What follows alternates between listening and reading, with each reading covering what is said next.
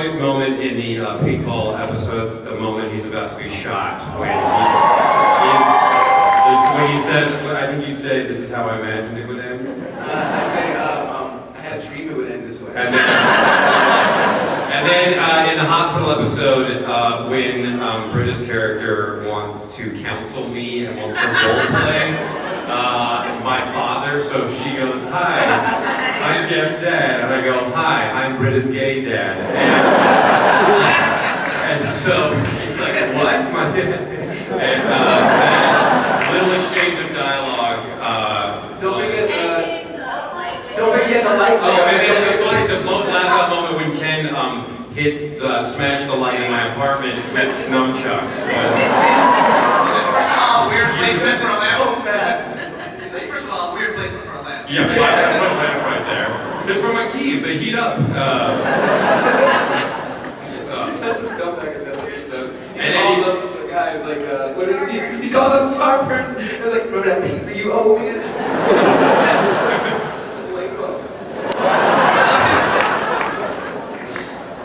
Oh, and also Chevy's performance in the Dungeons and Dragons episode. Yeah. That was Wow. oh yeah, and like George Michael. I guess it will be nice. More. Give him more. Keep doing it. Keep doing it. Don't stop. Just keep doing it. Keep singing. They want this from you. They want it. Keep singing. I'm pretty sure of it. They're not leaving. They're going to get their friends. If I could be unreal world, that would be better than a girl. I yeah, Dan. All right, Jeff. Well, you had such a nice list. True.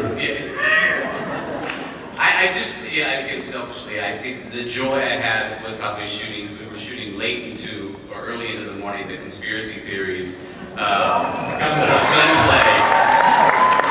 It was fun to shoot, and then I realized I have no ability to really die appropriately. My fall was terrible. When I watch it, I'm like, what happened? It's just, because when you get hit by a bullet, you most likely go up in the air, and then down. It was as if I did a little lift, and down. But by the end of that, I think my throat was bleeding, because I was screaming. It's just real subtle acting, guys. And I have seen it. All right, I think I'm afraid of this next one, but let's try it anyway. Chevy, your thought, your favorite moment. I have two. One is the idiocy of Pierce actually having a little helicopter and a guy driving. Talking to him, and simply taken by it. All because of what? 5,000 Percocets?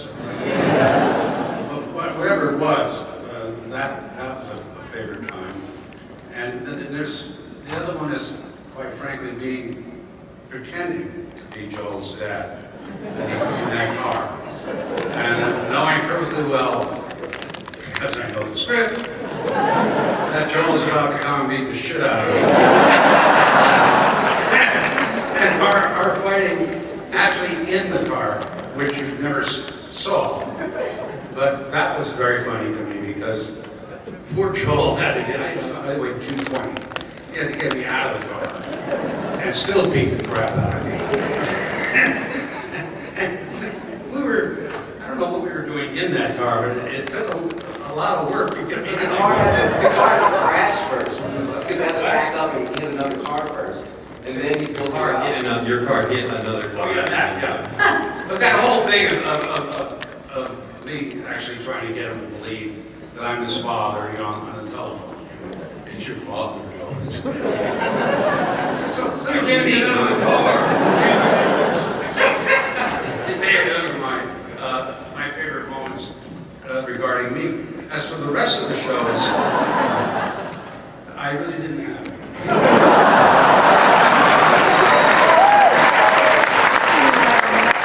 They're all great fun to do. They are all cast is now fully equipped and ready to go. In fact, I believe, Danny, you're going to show your penis this year, aren't you? We can't. In any case, we're all one and the same. I don't feel like the old guy anymore. I feel like they're older. We've aged us. And I mean, we're all the same age, and we all come from the same place, and I miss them all this summer very much. And I can't wait to get back to them.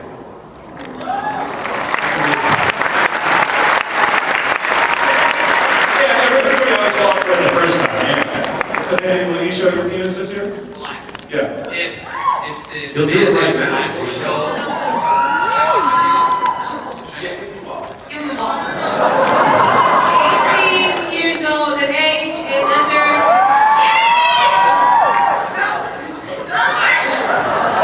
That's it. That's all you get. The demand that I will show my celery. That's all you get.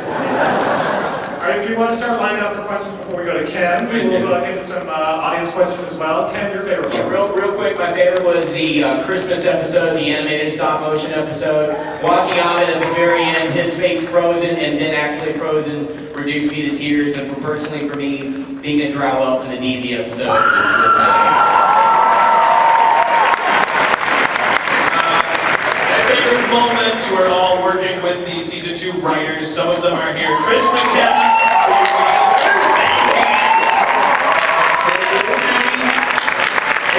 Season 2 writers are here.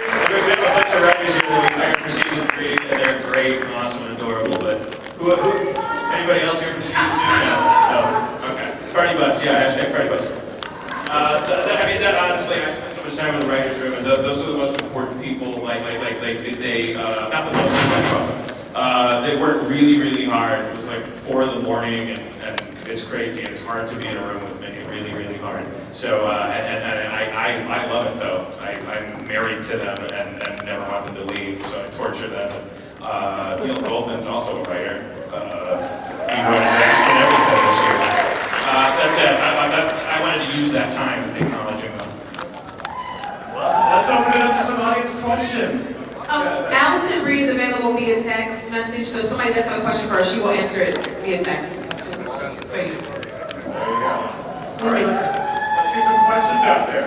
Hey everyone, my question's for Dan. In season 2, we see the group start to explore outside of the school a lot more, whether it be a bar, or a hospital, or over here, there. Okay. Oh, hi. Okay. Now I know there's a blur. Talk again.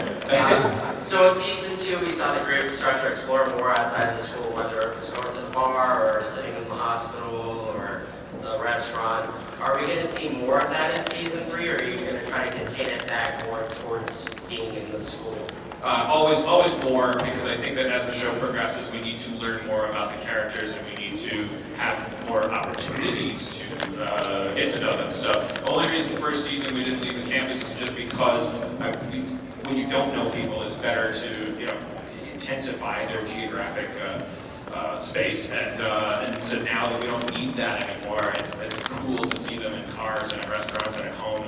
And I want to meet their families, and we need to for the end of season 4, because what if we need the show to go on forever? We need to know who those people are enough that they can be the show.